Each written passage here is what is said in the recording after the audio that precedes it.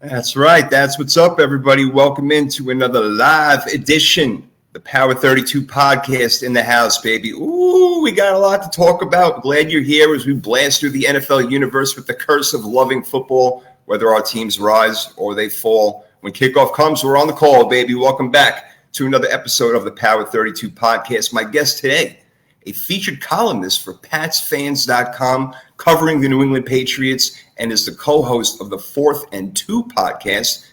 What a coincidence right there. I'll get to that in a minute. But I do give you right now, Mr. Derek Havens. How are we doing today, my friend? I'm great, Jason, man. Thank you for having me. I'm excited that football's back. You know, with the Patriots having their preseason game last Thursday, I was just like, man, we've kind of made it now with, training camp and preseason. I know it's a rolling start, but I'm still excited. Yeah, I know. As much as we hate preseason, we love it at the same time because we know we're just inching closer. We're getting there.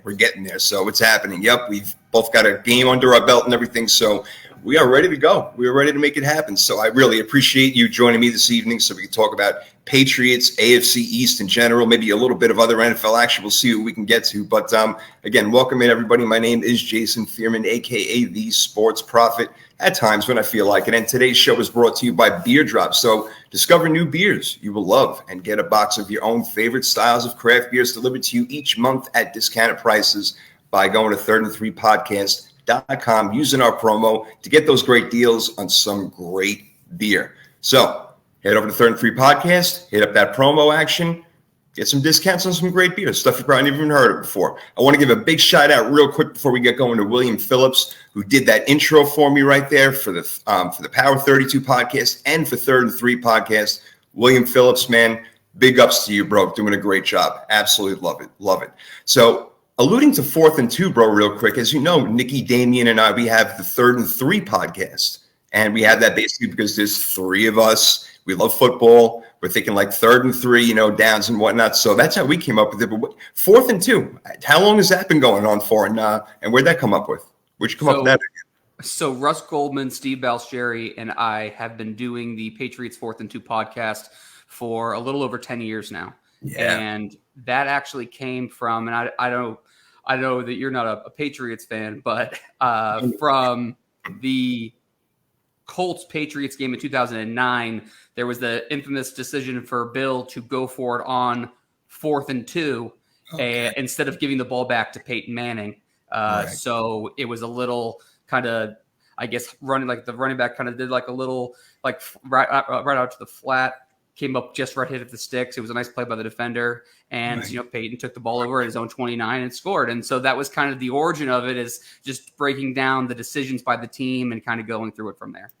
That's funny because I was thinking, I remember 4th and 2 is very infamous, as you say, with the Patriots against those Colts going back to, 2009, I think, or maybe something like that, somewhere around that area. But so that would be like a good 13 years going, for that show. So you guys have been doing that a long time. That's amazing. But yeah, that 4th and 2 call, a lot of people always scratching their heads, and I'm still scratching my head about that one. But I understand Peyton Manning and the Colts were on fire in that second half, so I do get it. They're hard to stop. They were hard to stop, especially in Indy. And by that point, the Patriots Colts have already had battles for like 8 years at that point. And I think Bill was like, you know what, it'd be easier to give 2 yards than to have our defense on the field. And it was a tough decision. I mean, it was close, but it's one that we look back on from time to time. And like I said, it was kind of the origin of just discussing, the team. And I joined PatsFans.com in 2011, and we started the podcast shortly thereafter. So we've been doing it for a long time, but the 3 of us have a great time doing it all the way through, like I said, for over a decade now. No doubt. I remember, like probably about 8 years ago, I was on Steve's show with 4th and 2. So I remember that from a long time. I haven't spoken to Steve in a long time, but please tell him I said hello when you do see him. I will. Yeah. Great guy. Yeah, he was on my show. It was awesome back in the day. Wow. God, I'm really dating myself here. It was about 8 years ago. All right, you alluded to Bill Belichick, and that's exactly where I want to start with you. And you would know better than I do. You're all the way in knee deep with the Patriots over there, and I am, from the most part, an outsider's point of view. So let me give you a little background to what I was thinking, and then you let me know what really you think and what really is going on. So I feel like Bill Belichick got deemed the best coach in the NFL really after that third Super Bowl in 2004. Everybody's like, oh, my God, look, his defense, yada, yada, with Tom Brady, who wasn't Tom Brady at that point. And yeah, it took him another 10 years to win a Super Bowl again, but they were always relevant. Mm-hmm. So here's what I'm getting at, Derek. His ways had worked for a very, very long time, obviously, and they continue to work even up until maybe just a couple of years ago. I mean, look, they did make the playoffs last year, so I don't want to beat it up too much because I do bow down to Bill Belichick as one of the greatest head coaches of all time. But I wonder if he gets stuck in his old school ways a little bit, because if you think about it, they haven't progressed really that much, especially on offense, where it's become an offensive league. And I know he's a defensive guy, and you win with defense, and you win on the line of scrimmage, and I get that 1,000,000,000%. But the lack of offensive weapons that they have, and I know they tried to make signings like Devontae Parker this year, or whether it was Kendrick Bourne or Nelson Aguilar, Jonnu Smith coming in, Hunter Henry, it hadn't worked out so great. Maybe that's because of the rookie quarterback. But again, I keep going back to thinking, maybe is Bill too stubborn to transform or evolve, so to speak. So that's what I'm seeing from an outsider's point of view. You tell me what you're seeing from a Patriots point of view and being there in the action. I think there definitely is some stubbornness, some arrogance to Bill, and he is an incredible head coach, absolutely a genius. But I think when you have something working so well for so long, I just think it's tough to kind of remove yourself or change and adapt. And I'll give you a couple different examples if you'd like. So for one, I think ever since Tom Brady left, I thought that they should have kind of blown up the entire operation offensively. For a long time, it was really hard for new receivers to come to the Patriots and run the system that they were running, because I always thought it was like, Tom Brady, after 10 years or so, he's speaking, deep level into Mandarin, and everyone else is just starting with Rosetta Stone. You know what I mean? That's good.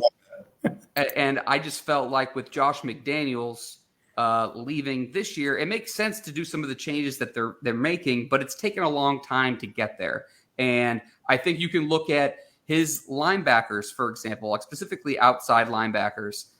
He really, going back to Willie McGinnis in the early 2000s, likes that elephant role linebacker. You're 6'4" guys on the edge, 260. Okay, you're kind of big bruising, middle linebackers going from Teddy Bruschi and then Gerard Mayo, and you go into Donta Hightower. And I think that you've seen over the last couple of years, defense is getting smaller and faster and more athletic. And this year, I think we're finally going to see some of that. And if my educated guess will come true, we'll find out in a month or so. But I just think that there's just too much speed on the field these days. You hear about basketball on grass offensively. Well, it's hard to play defense because you're reacting, okay? And I think when you saw in that Patriots-Bills game, the playoff game that ended the Patriots season last year, I mean, those teams weren't even in the same league. I mean, it was just it was a really eye-opening, like, wow, this is the new class of the NFL. And the Bills have done a great job. Sean McDermott, Brandon Beane, they've drafted well, developed. Josh Allen has elevated. And I think the Patriots have been too slow to make some of those changes and progress and evolve. And that starts with Bill. I mean, he's the one who takes the credit. He's the one who deserves the blame. But there are a lot of his core philosophies that go back to when he was with the Cleveland Browns. And I don't want to be too long-winded here for you, but that's okay. But for, if you go back to, like Daniel Jeremiah, if you go through his tweets, you have to go through like the media section of his tweets, and you scroll back to probably like a year or so ago, he took a picture of Bill Belichick's scouting basically for quarterbacks. And if you read that, and I'll try to send it to you sometime if I can find it after this. If you read that, you'd be like, okay, this is Mac Jones. Like, this is what Bill looks for in a quarterback. Like, it's mind over arm talent, and it's decision making and things like that. I don't know. I mean, the NFL is really, really different now. We've never seen offenses like this. We've never seen the amount of high-level quarterbacks, really the receivers, I would say especially. I mean, this is the most talented group of receivers league-wide that the NFL has ever seen. And I don't think it's going backwards. I only think it's going to get more athletic and more skilled. And so when you're talking about defense, it's extremely hard to play defense. And there's a lot of changes that need to happen. And I think that they're starting to make some of those changes, but I'm not sure if it will really happen enough until he decides to hang up the old whistle in a couple of years. You're making there are a lot of people actually, maybe not so much in the Boston area, but I've been in radio down here. No joke. I'm in Miami Dolphin land, of course, but they're saying that maybe it's time for Bill to hang it up, and maybe it's the best thing even for his reputation or legacy if they're not going to progress. And I wonder if he did see a little Tom Brady and Mac Jones. Again, he didn't expect Tom Brady. Nobody did expect Tom Brady to turn out what he was going to be, but he was an intellectual kid, and he's like, oh, Bill's like, I can use that. Maybe thinking the same thing with Mac Jones. They did go to the playoffs last year. Maybe a little bit tougher road ahead this year. We'll get into it. But, yeah, I mean, those names that you mentioned before, they're gone now. I mean, your best defensive player likely is Matthew Judon. You gave away your best cornerback in J.C. Jackson. Mm-hmm. McCourty is still there. Christian Barmore, I think that he can do well. So, even just looking at the defense, I'm like, where are the big guys? Is it Adrian Phillips? Is he going to step up this year? So, despite even the offense, I'm not sure they're going to be as strong defensively. Yeah, I thought I actually had more questions about the defense going into the season than the offense. Now, in training camp, it's been a little rough, and we can maybe get to that in a second. I'll just table the offense for now. We'll focus on the defense. Defensively, I thought they were going to try to do something a little bit different, which is we're going to start using safeties more and like linebackers, like a lot more dime packages, where you put like instead of you think of nickel and dime and packages like that, you think extra corners. And I think for the most part, pretty much every NFL defense now is nickel basically as a base with 3 cornerbacks. But yes. I think what you're going to start seeing is, you do have Devin McCourty, who's not the player he was a couple of years ago, but still a really good free safety. And Adrian Phillips has been a tremendous signing. He's done a really nice job covering, but then they draft Kyle Duggar from Lenore Ryan 2 years ago, and he's really played well, but he's kind of more of a in-the-box guy. And I think you could see a situation where you have Duggar and Jabril Peppers, who they signed when he gets healthy, actually coming into the box and using their athleticism, but with a little bit more size. So it's kind of like, it is kind of a little more modernization, but it's just going to be a different look. I'm kind of curious to see how it works. But they've lost a lot, defensively. The fact of the matter is, Jason, is that when Tom Brady left, it was, you're sitting there and they were competitive because of Brady and Bill, but the roster was old. The roster was old. They were barely holding on. And it's if you look back to the early dynasty with, early 2001 to I'll say probably like 2010, you had a really good team. But if you remember, like when the Patriots played the Giants the second time, that defense was horrible. The only reason they got to that Super Bowl in the first place was because of Bill and Brady. And you had Julian Edelman playing cornerback. They had no business being in that Super Bowl, but they were both in their primes and they elevated. But that whole team needed to be totally flipped, and the roster needed to be flipped. And the reason they were competitive is because they had the best quarterback in the league at the time. So when you have my thing is, and this is just my theory, right? If you have a top half of the league quarterback, you have a good chance to be in the mix. Now, if you're the number 1 quarterback, your roster, you have a lot more wiggle room. If you're 16, you need your roster to be a lot better. If you kind of get what I'm saying. So the closer you are to 1, the more wiggle room you have with how many holes you have on your roster. But Brady and Bill were so good for so long that they were just kind of waltzing. We called it a double bye for the longest time. It was just schedule the AFC Championship game, just tell them where they're going to be because they're going to face the Texans or whoever else in the first round. They're going to get the first round bye. The divisional game's going to be a layup. They're going to win 38-14, and then they're going to play the Steelers, the Colts, whoever else seemed to be good at the time, and then that's why they were going to a Super Bowl basically every other year. So. I think the thing about Bill, though, Jason, kind of circling back, is I think his core philosophies and how he runs his ship and how his leadership and everything, all those things are tremendous. I also think that there's been a lot of brain drain from the rest of the front office and from the coaches around him because they're being poached, which is what's going to happen to all the good teams. And if you can't replace them well enough, and you lose your quarterback and you go back to a rookie, things are going to start looking a lot more clunky than they were, before that. Absolutely right. There's no doubt. Yeah, there's something to be said about Tom Brady even just being in the locker room and having his presence around there, Sure. but building team morale. Now they're looking at, yes, it's a sophomore quarterback, and I'm sure they do have respect for him, especially what he did last year. And, he put it all out there, Mac Jones I'm talking about. So, if they can find that same renewed respect for him, then, yeah, because it's not like the Patriots didn't play hard. They played hard. Right. They were just limited in the things that they were able to do. Yeah, and they just weren't that talented. And, you look at with Cam, when they signed Cam, I was totally against it. It really didn't have anything to do with Cam. He was actually worse than I thought he was going to be. But I just thought I wanted them to bottom out. I was like, you know what? It's just time to flip the roster, blow it up, and build from anew, right?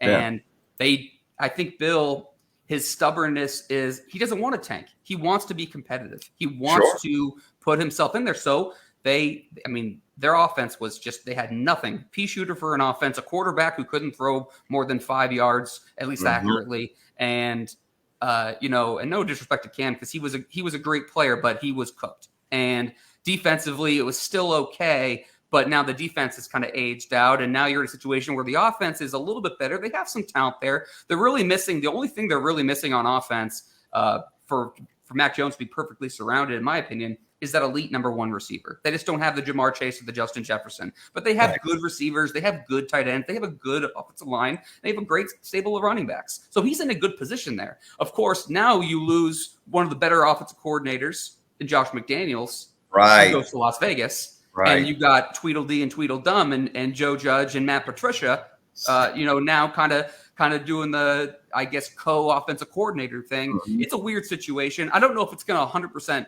I don't know if it's going to be a failure. I don't know if it's going to work, though, and that's what we're going to have to wait and find out anyway. I mean, look, Bill could still make the play calls. When they had the press conference a couple of days ago, he's like, yeah, we'll see. It's in progress. We're working on it. Typical Bill Belichick sort of stuff, obviously. Yep. So, yeah, we're going to have to wait and see. That's been – I get why he's annoyed by it. I'm kind of annoyed by it. But the reporters have to ask these questions. That's what sometimes fans don't understand. It's like if they don't ask about – something, even if the answer seems obvious and Bill shuts them down, guess what? If the reporter doesn't ask the question, the boss is going to be like, why didn't you ask this question? You're not doing your job. Even an obvious answer like no, or just like something like as simple as just a one-word answer or a snort from Bill, at least it's something they can put in there. They asked the question. He didn't give them the answer, but at least he tried. And you never know. You may actually get a rise out of him or something like that. So that 1 in a million chance that you're actually that guy who does get something. Yeah, you have to go for it. You got to go for it. I mean, there was like a 13-year-old kid at training camp about 2 weeks ago and asked a pretty generic question, and Bill gave like a one-word answer. You'd think that if it was like a 13-year-old kid, he would just be like, "Oh God." Oh yeah, it was just kind of like the good question, well answered. Bill just didn't really want to entertain it. The only time Bill ever really wants to entertain like really long questions is usually if it's anything historical related. He'll jump right into it. Like if you can ask him, what do you, and he's in a good mood. You talk to him about the 60s and the differences in the kicking game from the 60s to now. I mean, he might. Right. I mean, I watched him give a 10-minute answer about Johnny Hecker a couple of years ago, the punter. No doubt. Oh, forget about it. I mean, you mentioned Lawrence Taylor, then he'll sit there for 3 hours and he'll talk about Lawrence Taylor easily. No doubt about it. God, it's amazing. Yeah, offensively, it's going to be interesting. They bring in Devontae Parker, a long-time rival over there with Miami. He's been having trouble staying on the field. Kendrick Bourne comes from my 49ers last year, who is really an underrated wide receiver. He's pretty damn good. Yeah, he's good. Jacoby Myers he got, and Damian Harris. So, excuse me, he's going to be a starting running back, I'm assuming. But, going with that 2 tight end set definitely helps a young quarterback and progress through. So, we'll see how they do over there. But a lot of questions now on both sides of the ball. They're not the king of the AFC East anymore. But speaking of the AFC East, as a Patriots fan, well, first let me tell you that, being from New York, I have millions of Jets fans. And even down here in Florida, believe it or not, like coworkers of mine and friends, Jets. And they, of course, despise the Patriots more than any other team on the entire planet. Do the Patriots feel the same way about the Jets, or is there another team that you guys hate more? It's funny, I'm sure this will change. But, for a reference point, I'm 32. And so when I was 11, the Patriots won their first Super Bowl. And I really started paying attention. I played football when I was a kid, but when you're like 9 or 10, you finally really start to understand the game if you pay attention to it enough. And I was glued to it. Like Drew Bledsoe was everything. And then when they won theirs, I kind of just waltzed into a great, 2 decades of dominance. But luckily enough, I was able to cover the team that I cared about for so long. And it's hard. This is going to sound really bad, Jason. I'm not going to lie, but I can't wait. It's hard to develop hateful feelings towards teams that really are non-competitive for so long. Like like Jets really, besides like the Rex Ryan Jets, like that was fun. Like that was some good stuff. Yeah. And like there were times where it almost felt like for the longest time, the Dolphins, the Bills, and the Jets took turns. Like each one, like every couple of years would be pretty good, but never quite good enough. Like, there was several times where the Bills had pretty good teams and the Jets had pretty good teams. And, the Dolphins here and there. I mean, the Patriots have had problems winning in Miami even throughout everything. But, honestly, I despised the Colts so much for so long. And the Steelers, to me, another tough rivalry for them. The Ravens, those were really their biggest rivals because honestly, that's what it was. You knew they were going to go 4-2 or 5-1 in the division every year. So you were halfway to the playoffs right there. And then they were probably going to be one of the better teams. And it was going to be one of those 3 teams I talk about that you're going to face in the AFC title game. And that's your difference between getting to a Super Bowl or not. And it sounds like I can hear myself what I'm saying. And it sounds like really cocky and arrogant, but that's what it was. I mean, that's really what it was for 2 decades. I mean, no, it makes sense. Listen, Derek, it makes perfect sense. In order for there to be a real rivalry and a real hate, there has to be the other team beating you at times. That's why the Yankee Red Sox rivalry. It's like, is it really a rivalry? And then bam, 2004, it all of a sudden became a rivalry again. That was a whole different story. But I do hate the Jets and the Dolphins more than the Bills. I think that could change if they keep kicking the crap out of us like they did last year. But the Jets and the Dolphins always fans with them. It's always tough. Bills. I actually really respect the way the Bills have put their team together. I mean, they're homegrown. Like I said, I mean, you look through some of their drafts. I mean, just anyone who's listening, look through the Patriots drafts the last 5 or 6 years and look through the Bills drafts and look at the difference of players that were come out. That's why, to me, Jason, I love the draft. Steve Balsherry, my co-host, and I, we do a lot of time in the offseason focusing on the draft because that's your core principle of building a team. If you're going to be a good team for a long time and have sustained success, you have to draft well. End of the story. And if you look at the early Patriots, like I said, early 2000s, a lot of homegrown talent. They weren't all Bills pick, a lot of Bills Parcells, a lot of Pete Carroll players, but then Bill really did a nice job keeping the team together, reloading and reshuffling. But he also had Brady, who was, if not one, in the top 2 or 3 quarterbacks in the league. So that wiggle room for how many holes you can have in your roster that I was talking about earlier, it was just easy for them to hide certain things. And now, now with Brady gone the last couple of years, and you get Cam Newton and Mac Jones, well, those holes, they look really, really big, and they're right in your face, and they're slow on defense. They don't have a lot of depth. They had really no offensive skill positioned that was noteworthy until last offseason, really, where they kind of spent $250 million to fix all their drafting issues. So if you look at that, to me, it's all about the draft, and that's why the Bills are where they are and the Patriots are where they are right now. I think that's great. That's an excellent point that you bring out. Look at the draft the past 4, 5, 6 years, and look at the players that are on the Bills team now, and look at the players that are on the Patriots team, if there are as many as they drafted. We know that Bill Belichick has had his issues drafting, especially wide receivers, and trying to get that top-tier talent. Like you said, you guys never have a number 1 wide receiver. Randy Moss feels like it was about 30 years ago when you guys didn't even draft him. So I get it. Perfect example. Okay, so here's another example. And again, I'm only kind of bringing this up because I'm using the Patriots as an example, but it really applies to every team. If you look at a draft, you can get rookie contributions, right out of the gate. But you really have to look at a draft 2-3 years down the road to see how it looks. So let's go back to 2019. The 2019 draft, the only 3 players left on the 2019 draft from the Patriots are Damian Harris, Jake Bailey, their punter, and Juwan Williams, the cornerback, who I don't think is going to make it, much past 2 weeks from here. So you're going to have a punter and a starting running back coming out of that draft. And by the way, I think Damian Harris will leave in free agency this year because they've drafted 3 running backs the last 2 years. And honestly, Ramondre Stevenson's probably a better overall player. They're not going to pay Damian Harris. Unfortunately, he's a good kid and he's a good player, but so you're talking about having just a punter coming out of a draft 4 years later. I mean, that just is, you can't do that. You can't do it. No. And then you look, so if for you to look at, and I mean, the audience for your own teams, that's why I get so worked up about the draft, Jason, because I look at it and say, you stack some good drafts together and you will see the results down the line. And again, the Bills, the Bengals, perfect example. The Bengals flipped their roster in 2 years with two drafts. A lot of that was Joe Burrow, but look at the Bengals draft the last 2 years, and you're like, wow, they just literally went from worst to close to first with 2 drafts. Sure. And that doesn't come down to the quarterback, but it is what it is. Look, the reason why the 49ers are so good, despite the crappy play of Jimmy G in my eyes, is because they built through the draft and they keep getting all these great players and keep going and going, and get a few stragglers here and there, free agents and everything. Yeah, it works out pretty good. You mentioned the running backs. Let me get to that real quick. So I'm jumping around a little bit with my questions. So that's all right, because you mentioned the running backs. How do you think the effect of losing, or the retirement, I should say, of James White is going to affect the team?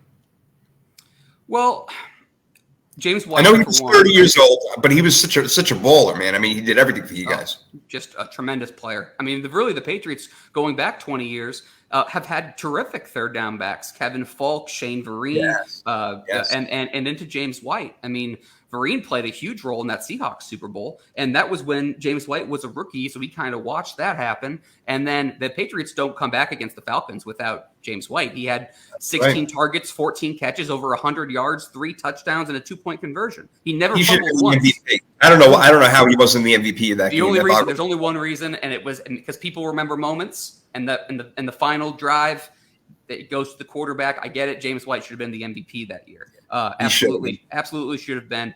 And he never fumbled once in his entire career, James White. I mean, that's just incredible. Amazing. That's amazing. And, unfortunately, I do think the leadership, I know he's not a rah-rah guy, but silent leaders, good workers, will make a difference on the team. He certainly was that. I think that with James, honestly, the biggest thing for him, well, I'm just trying to figure out how to word this. He really hasn't been on the team for 2 years. And what I mean by that is the first year that Brady was gone and Cam started at quarterback, right before the week 2 game in Seattle against the Seahawks, in the pregame report, NBC broke the story that James White's parents had gotten into a car accident that killed his father and seriously critically injured his mother. And she almost died too. Luckily, she prevailed. It's just terrible. So he was out the rest of that season. Then he plays a couple of games.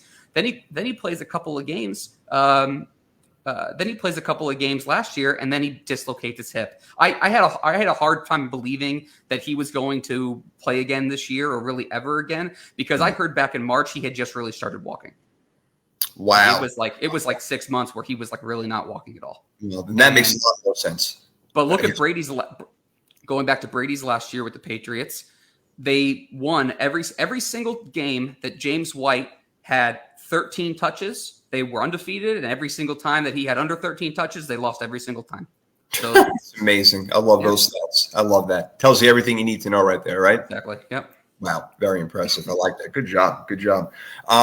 All right, so like I said, the Patriots made it to the playoffs last year. So can they do it again this year with that mediocre offense we talked about, and now that somewhat mediocre defense, Mac Jones leading the way? So 2-part question. Can they make it back to the playoffs this year with a really tough AFC? And how do you feel about Mac Jones going forward? Because it seems like he's going to be your quarterback unless he really messes up. Or they mess him up, but we can get that. Yeah, really. I mean, this could be, you know what, you're right. I don't mean to jump in front, but this could be a tough year for him again. Without, like you mentioned, Josh McDaniels not being there, and his production and, moving forward as a quarterback, Josh Allen had Brian Daboll to, wing him through for those first 3 years and everything. And now Mac Jones has lost his guys. So that's tough. Yeah, please take it from there. Okay. Can they make the playoffs? Sure. I guess they could. I don't think they will, because I do think the Patriots have gotten better than they were last season. But there's just too many teams that got exponentially better. Okay. Now, I don't know what's going to happen in the AFC West. everyone's talking about how great these teams are going to be, and that's true. I also think they're going to beat the crap out of each other. So I'm kind of curious. I'm really kind of curious from just a football fan standpoint. I'm just to watch how that plays out, because I could see a situation where, they're all like 10-7 because they've had to play each other. And then what happens in the playoffs? Are they just so beat up because they played 6 incredibly hard games on top of all the other tough teams that they're playing respectively? Great point. Hey, you can say the same thing about the AFC North also. So it was a bunch of great teams that really just absolutely. I mean, Baltimore. What was Baltimore's record last year? 9-8. They lost everybody. Everybody. Exactly. Right. I mean, they probably had the best offseason out of everybody, and they didn't even do one damn thing. I mean, think what you want about Deshaun Watson off the field, just as a player. Okay. Him going to the Browns is huge for them. I mean, and I don't know what will happen with the suspension or anything, but they just landed an incredibly talented quarterback. And assuming he's on the field, the Browns are better. The Bengals should. I think the Bengals could take a small step back, because that typically happens to people who lose, the teams that lose the Super Bowl. But we'll see. But the Ravens, the Steelers are really the biggest question mark, and it comes down to quarterback. Now, circling back to the Patriots to answer your question, because I'm kind of all over the place, but if you look at the Patriots, can they win, or can they make the postseason? They squeaked in last year. I have a really just hard time seeing it this year. And that's okay. I mean, you can't make it. Like I said, they are, I think a lot of New England fans, and I'll say this on my own Patriot show, so I don't care if I piss Patriots fans off right now, because I'm a fan too. But people have just really unrealistic expectations for this team. I mean, I do. I look at 8-9, 9-8 as a very legitimate option. They have a division that's gotten really good. I mean, the Jets had a phenomenal draft. They seem to be going in the right direction. I'm really happy Zach Wilson's injury was more minor than first originally thought. The Dolphins, it's going to come down to Tua and Mike McDaniel, and the Bills are the Bills. They're going to be a good team, and I just think the AFC East has gotten a lot better than what it was before. I agree. And I think there's a lot of question marks on defense. The Patriots are a rebuilding team. That's just a fact. And they've been trying to rebuild the last few years, but it's harder when you want to do it, when Bill wants to do it his way, because he could have put Jarrett Stidham at quarterback in 2020 and just saw what they had in the 4th round quarterback. But no, he wanted to compete. So he went out and signed a veteran in Cam Newton. They could have blown the whole thing up and went to the bottom of the draft. They didn't want to do that. So time will tell if that was the right move. I've been #play the kids for 3 years now. And I want to play the young guys. Like I'm happy Donta Hightower hasn't been re-signed by the Patriots. And I love and respect Donta Hightower. I've met him. He's a great guy. He's been a tremendous player. He was part of the problem last year. The linebackers in general were part of the problem last year. That's why they got rid of Kyle Van Noy. They got rid of Jamie Collins. Donta Hightower's locker is still empty, which makes kind of like a little light bulb go off. Do the Brian Windhorst warning, what the hell? What does that mean? Okay, I'm wondering if he could be coming back potentially, but I hope it's in a sub role, because he's just not as athletic as he used to be, and they've really focused on making that front seven a lot more athletic than it was last year, because it was on full display going up to the last game of the season where the Bills smacked him right out at Orchard Park. So, you're right. I mean, hey, look, I think they'll be a competitive team. How far the Patriots go will probably come down to Mac Jones. I think he will take a step forward, but will he take that leap forward? And honestly, I have a hard time believing he's going to take that leap. I honestly thought he was going to take a pretty big step forward, but when you lose Josh McDaniels and they're kind of changing their offensive system, their system, I think, is going to change. The terminology is going to get a lot more simple. They've been kind of working on some RPOs and working on like a zone blocking scheme and things like that, versus kind of like their gap runs and what they've been, and their Earhart Perkins offense with timing and everything and option routes for receivers. It's a little bit different from what I understand. I think there'll be some elements of that, but if you're changing the offense and have 2 guys teaching him a system that's new to everybody and they've never coached offense before, I just wonder how can you overcome that if you're a second-year quarterback? Even if Mac is incredibly intelligent, which I think he is, but if he was staying in the same system and they had added the same pieces, I'd feel a lot more confident than I do now. I totally get that. It makes a hell of a lot of sense. It's so important having a consistent coach there, especially in your first 2, 3, even 4 seasons. It makes the world of difference. There's no doubt about it. When you How many quarterbacks have we seen get ruined because they change offensive coordinators the first 2 or 3 years. I'm afraid they're going to ruin Justin Fields' career right now in Chicago because of what they're going through. I'm scared of that too for him. It's tough. And look, I think that with Mac, he'll never be, in my opinion, a top 5, maybe not even a top 8 quarterback because he just doesn't have the arm talent that some of the top guys do. He's limited. And he reminds me of Derek. What do you think? When I watch him play, and again, it's only been 1 year, but there are certain things about him, and this is not a knock, but he reminds me of Alex Smith in a lot of ways, where short passes, we're accurate over the middle, we're not going to take too many chances down the field, sort of thing. Just has a lot of that in him. And Alex Smith also was sneaky athletic, and Matt Jones is a little sneaky athletic as well. Yeah, I mean, even Chad Pennington, kind of. I thought Kirk Cousins. There's a lot of guys that you can kind of go that way. My mind too. I thought about Kirk Cousins also. I think Mac has the ability to throw the ball a lot deeper than he did last year, but the coaching staff was just like, we're not gonna. They had the training wheels on, like the clamps. Yeah. I feel like he's doing that with Tua also. I don't want to cut you, but I feel like doing the same thing with Tua. Like, I've seen him watching Alabama. Throwing 50-yard bombs all the way all over. Why not now? And I think maybe this year they'll actually open it up. I don't want to veer off track, but I want to talk about the Dolphins, Jets, and Bills with you in a little bit anyway, especially when we're done with the Patriot talk. But, yeah, it's that same sort of concept. It's like, you know what? You got to let it loose a little bit here and there. I mean, Mac went from, a Ferrari to a Honda Accord in terms of look at the receivers that have come out of Alabama in the last few years. Right? That Mac can – He can run an offense with RPOs. He had 23 touchdowns, 0 interceptions off play action passes at Alabama. That's huge. He had 11.9 yards per attempt, I believe, if I'm not mistaken, at Alabama off of RPO plays. He can, which was, if you look at the numbers, very high. So I know he can run the system. But does he have the talent around him? I don't know. Plus, it's a new system for a lot of these guys. So I'm just really wondering how much do all these changes on the offense kind of handicap Mac Jones? Because I don't think he'll ever be a top quarterback in the league. I think he can be in that 8 to 14 range. I don't even think he's that far away from 14 now. He's probably closer to like 18. But I think he can get into like that second kind of tier of quarterbacks. Or third tier, like Alex Smith. Like, we'll go off your comparison.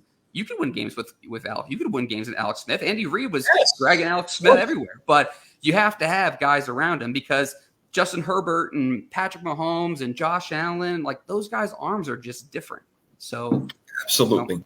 And that's why you have to run a different type of offense with those guys. And again, there's nothing necessarily wrong with that. It's okay. Drew Brees didn't have the biggest arm in the world. He goes down one of the most accurate quarterbacks, best accurate quarterback of all time. So, and going off Drew Brees and going off your comment about Tua, you can play like you can win games in the NFL for having a point guard at quarterback. Absolutely. And that's what Mike McDaniel is going to do with Tua now. You don't think he's going to throw the ball a ton down the field? He's going to be getting guys in space. And they got all these weapons now with a ton of speed, and they're going to be like, all right, Tyreek Hill, here's a screen pass, Jalen Waddle, quick crossing route, and they're going to take these guys and let them go for it. And Tua's just going to have to, all he's going to have to do is not screw it up.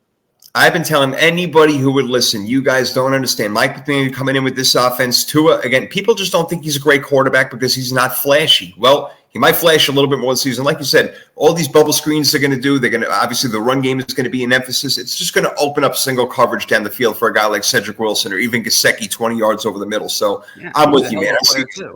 Yes. I mean, look, if you're a Dolphins fan, okay, I mean this with all sincerity, at the end of the season, if you look back and and you feel like the Dolphins underachieved, if it's not Mike McDaniel or Tua's fault, then there's my @ You can tell me I'm wrong, but to me, it's like there's only two ways that the Dolphins aren't like. I mean, I think they should be a playoff team, and if I think if they don't get there and their season is underwhelming, I think you're going to look at it and say, the quarterback just couldn't do it, or you're going to say, hey, Mike McDaniel might be a great offensive mind. But I think Matt Patricia's a great defensive mind. He's a smart guy. He can't coach. He can't be a head coach. Some guys you can't be head coaches. So we'll see what happens. Exactly. If it's not one of those two things, Jason, I'll be shocked.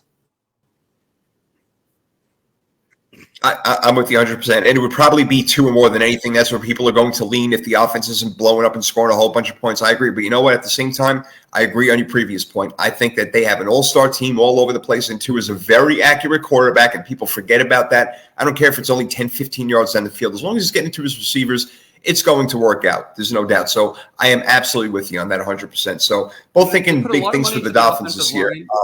I'm sorry. It did. And also their defense is fantastic as well. Yeah, getting Teron Armstead, like you just mentioned. Yep.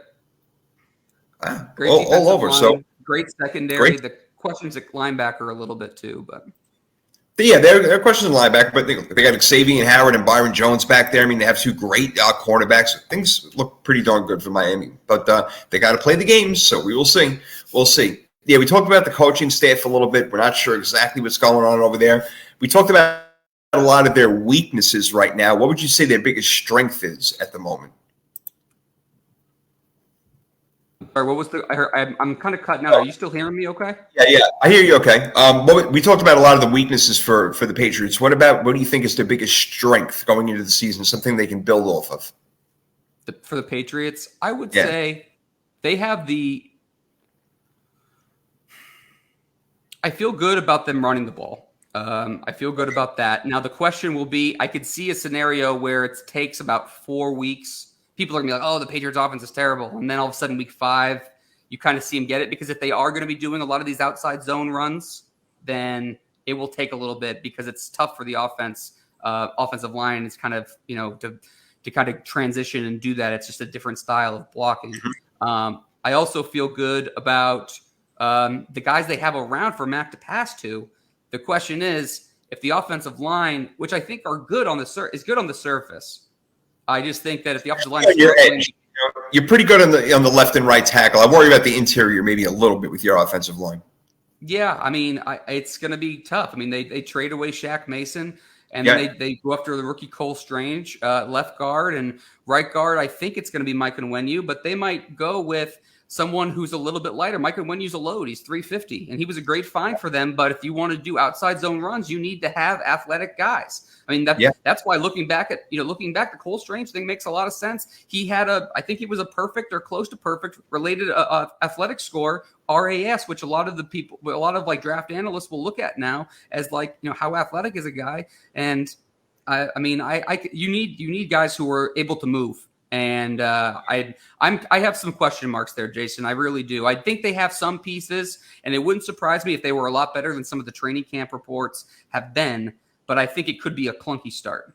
Yeah, and they went out and they drafted a whole bunch of offensive linemen, like you already mentioned Cole Strange, which makes a lot of sense. They drafted Chasen Hines, I believe, as well. Round, Andrew Stuber in the 7th round. Cody Russell, Russi, I think his name is Cody Russi that they draft. So like you mentioned, they have problems there, so they're trying to address it. So that's very well said. I totally agree. Totally agree. All right. Yes, we're talking about their strengths, their weaknesses a little bit, but let me ask you this, since we know that it's a fantasy football world and we all love our points scored and everything like that. I don't think Mac Jones is going to be getting drafted by too many teams, but who would you draft for the Patriots of fantasy? Is it Damian Harrison, Ramondre Stevens, and that's it? Or do the tight ends intrigue you? Any fantasy players that would be good for the Patriots? Well, I mean, hey, I think if you're looking for a consistent tight end, Hunter Henry has a good chance of being a good player for you. I don't know where he finished from a fantasy perspective last year, but he had a good solid season, and Mac really likes him in the red zone. Right. Receivers are still, it's going to be a little tough to tell early. Jacoby Myers is a good, solid player. He caught 83 balls last year. The biggest knock on Jacoby Myers is he's not like a terrific athlete. He gets open and catches the ball, which it sounds simple, but that's the first 2 jobs a receiver needs to do. But if you're going to have a super athletic player, he's just not that. So I think that Myers could be if you're a PPR and you need a receiver late, I could see Myers. I think Damian Harrison and Ramondre Stevenson will both be solid running backs. I was looking last night and they were ranked like around RB 38. It's way too low. That is kind of low, yeah. I think that's too low for them. They're both super solid, and the Patriots will run the ball a crap ton this year. So, especially the amount of times they run, you would think they'd be ranked a little bit higher. I agree.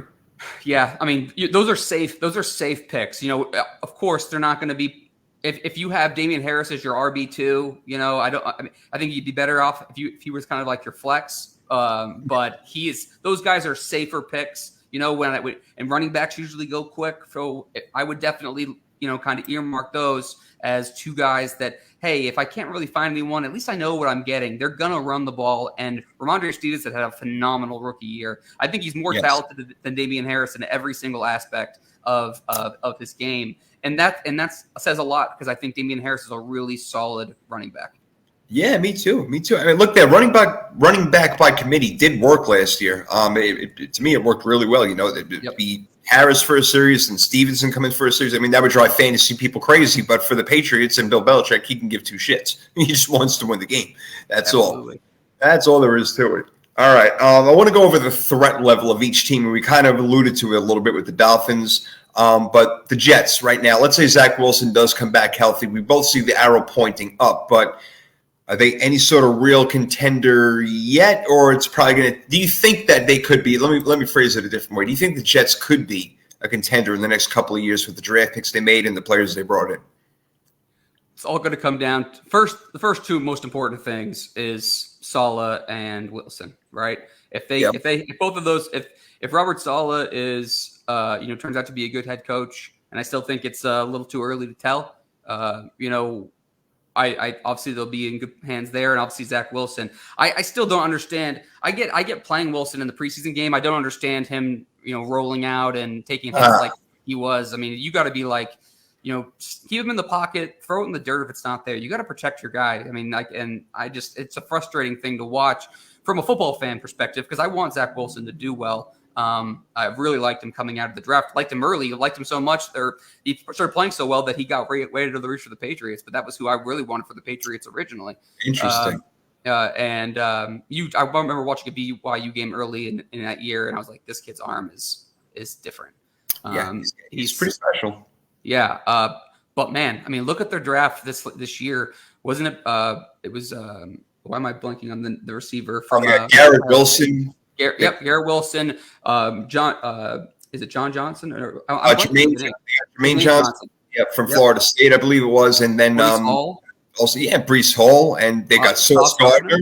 Yeah, those are four studs in my opinion. If those guys don't hit, then I'll be surprised. But to me, I mean, if they continue to draft well, you'll see the dividends later. But like I said, it's all about it. Will take 2 or 3 years to kind of go. But I like what they've put together the last couple of years. But the most two important things are still question marks in my mind, and that's what's going to come down to it for the Jets. No doubt. And again, we're talking about rookie head coaches, sophomore head coaches. Saleh going to his second year, 49er product, just like Mike McDaniel going to his first year with Miami. Yeah, we'll see. It's a lot of question marks over there, and a big question mark. I shouldn't even, maybe not even a question. It's almost like an exclamation point right now. Is that almost a foregone conclusion that the Buffalo Bills are coming out of the AFC? Now, I'll tell you right now, they are my favorites at the moment. I could change my mind. My predictions aren't set yet. But Buffalo pretty much has everything you want. And going back to the AFC East division, we talked about the North. They're going to beat each other up. We talked about the West. They're going to beat each other up. The South, okay, you got the Colts and the Titans duking it out a bit, and hopefully Jacksonville makes an appearance. But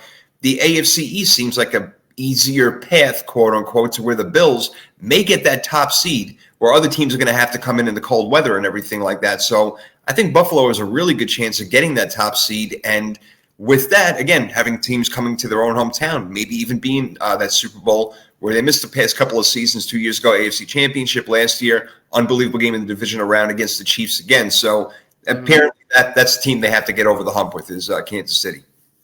Yeah, I mean, it's shaping up to be very similar going back to the beginning of our show conversation today, which was Brady and Manning. I mean, could that be Mahomes and Allen for the next decade? Wow, I'll take it.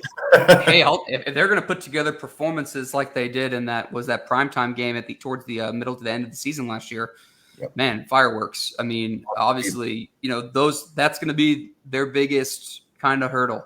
The Bills, to me, should be the favorite, or one of the favorites. I would say the Rams obviously should be up in that conversation too, but giving them their credit for what they accomplished last year. But the Bills are stacked, just absolutely stacked. I do think that the Bills need to try to run the ball a little bit more and take a little bit more off Josh Allen. He's a special guy. He's a moose out there, okay?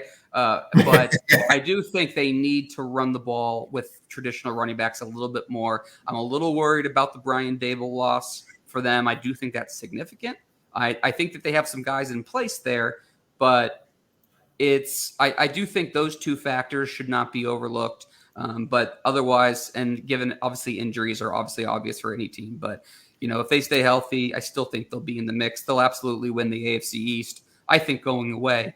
If they're not in the top 4 of the AFC at the end of the year, I'd be pretty shocked. Yeah, I'm with you. I think that, I never like to say clear cut, but they should be, or it seems to be, at least on paper, there be the clear cut division winners for the AFC East. And, you talk about running the ball, and yeah, Devin Singletary had been their guy, hasn't really worked out. They went ahead and drafted James Cook out of Georgia, so maybe they're hoping that this could be a tremendous fit for them. Could be an absolute tremendous fit. Obviously, people, I'm sure most people know, but Dalvin Cook's brother, James Cook, came out of Georgia. Really nice hands. If he's good in pass pro, that's really the biggest thing. I mean, running back, some teams don't run it the way Belichick does, but if you're a rookie running back, you usually get redshirted in Bill's system, for the Bill Belichick system, because if he needs to be able to trust you in pass protection. Right. I don't know what Sean McDermott's call will be and what their utilization of James Cook will be, but I think he could be a nice player for them and a great complementary piece to Josh Allen, being able to run the ball a little bit, catch the ball nicely out of the backfield, and I think that he could be a great fit for them. No doubt. I mean, really, like we're talking about, like the missing piece, if that's it right there, then watch the hell out, NFL. Be careful. All right, a couple other things before we wrap it up. And again, I can't thank you enough, Derek, for joining me tonight. I'm getting a Patriots education over here, and really, I love it. And I'm sure the fans are going to be digging it. I can't wait for them to hear the podcast later and get that info right there. So a couple other things. Rank the AFC East quarterbacks for me. We got, of course, your guy in Mac Jones. We got Zach Wilson. We got Tua, and we got Josh Allen. I'm assuming Josh Allen is number 1, but I'm looking forward to hearing what you got after that. Yeah, Josh Allen's clear and far away. I think Wilson has more physical talent than Mac Jones and Tua.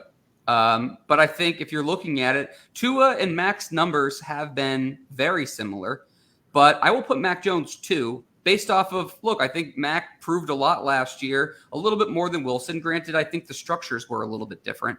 Sure. Again, look at the Bills Jets. If it wasn't week 1, it was like week 2, and you got Zach Wilson running all over the field, running for his life, and getting hit outside the pocket by the Patriots, and Mac Wilson standing in the pocket. I know Zach has the legs, but it was just like the coaching staff differences were really eye-opening. Like the Jets and Saleh were like, we're going to let this kid go, and Bill was like, let's keep the speed governor on Mac Jones a little bit more.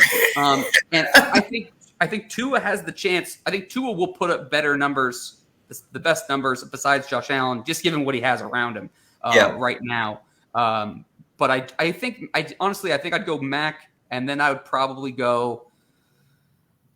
I guess I'll go Tua and Wilson, but it's really. I mean, you could if it's Josh Allen 1, 2, 3, 4. You tell me any order. I'm not going to sit here and argue with you, but I'll go Josh Allen, Mac Jones. I'll go Tua, and then Zach Wilson last.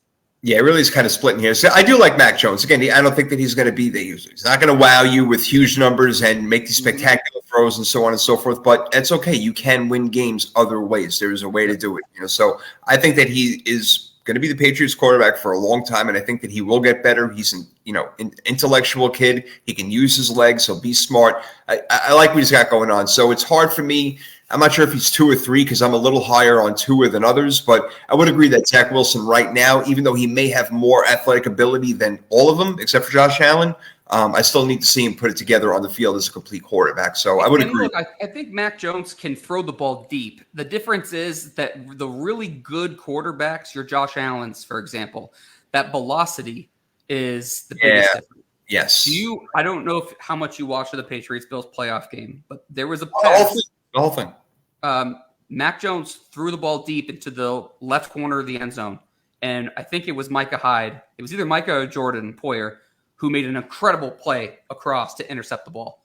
That ball is a touchdown if it has more zip on it. Exactly. You're right.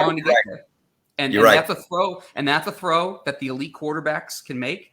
It just Mac has to get his velocity better. Now he's been working with Tom House, who is a quarterback's coach. He's lost a lot of that baby fat, put on some muscle. But now with the changing system and everything, I'm a little worried about Josh McDaniels not being his ear. I think we'll see a bigger jump next year than we will this year, because I think that there are some hurdles that are kind of in the way for him to really improve. But I think he'll build off last year. He really impressed me last year. And going to Tua has no excuse. I mean, there's just no excuse. He has everything around him. So, I mean, this is a put up or shut up year for Tua. If he doesn't do well, they're going to go into the draft, and there's a lot of talented quarterbacks coming out, and they'll go after him. And Zach Wilson, it's still too early to tell. He has the physical talent, but what does he really have around him, and what kind of coaching staff does Saleh really have? I think there's a lot of good traits there.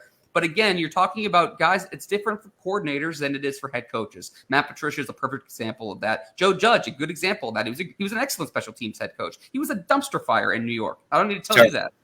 Terrible. Absolutely right. No. And you know what? Like you said, you went back to it a couple of times. Structure is everything. The organization you go to. There's a reason why Pittsburgh Steelers, no matter who the hell they put out there, they have a winning season every year. It's because they have a great coach and a great organization. That's the way it works. And to go back to Mac Jones for one last second, by no means am I comparing him to Joe Montana. My point about Joe Montana is that he didn't have the biggest arm. He didn't hurl it down the field all the time with extreme velocity, but they won because they had a really good team around him. You give a really good team to Mac Jones, he could do a lot of things with it. So, we'll see how much better they do get around him and what the future does hold, because, again, he's a 23-year-old kid? He's got a long time to go. Time to go. Let's end it with this, my friend, because you have given me everything I needed and more. I really appreciate it. I don't know if you're saving it for 4th and 2. If it's a secret, don't give it out yet. But if you want to, what are your predictions for the division, 1st to 4th? Ooh, okay. Man. I'm going to go Bills first, obvious. Do you want records too? Because I really wasn't ready for that. No. You don't have to. If you want to, throw them out. But no, absolutely not. I'll be surprised. There's 17 games now, which always screws me up. But I know, I hate that, man. It really, really pisses me off. It'll be 18 soon enough, whether you believe it. I actually have no problem with them going to 18 games. I want every team to have 2 buys. I think that's important. You can easily do it. Derek, bro, all right, now, way to get. Well, let's spend even 60 seconds on this if we can. I am with you 100%. If you're going to extend it to 17, even 18 games, whatever it is, you want to make more money, NFL? Go ahead and have 2 buys also. You're going to get more money. You're going to extend the season out of it, and the players will get more rest, which they deserve. I love that you said that. They tried the 2 bye-week system like way back 25 years ago. I thought it was a great idea. They abandoned it really quickly, but I am with you, Derek. I think that'd be a great idea. Great idea. The 2 things that piss me off about what the NFL's done is I hate the 7-team and the – I just like the 6 teams. Like, I loved how there's 32 teams and there was only 12 playoff spots. Like, that's so much different than the NBA or the NHL, where you get these schlubs who are coming in at the end. It's like, the Patriots didn't deserve to be in that. Right. Like, you need to earn it. Yes. You gotta earn it. Like, just cut the crap. Like, it should be. To me, that really just pisses me off. Like, I don't really know why it's so annoying to me, but it is.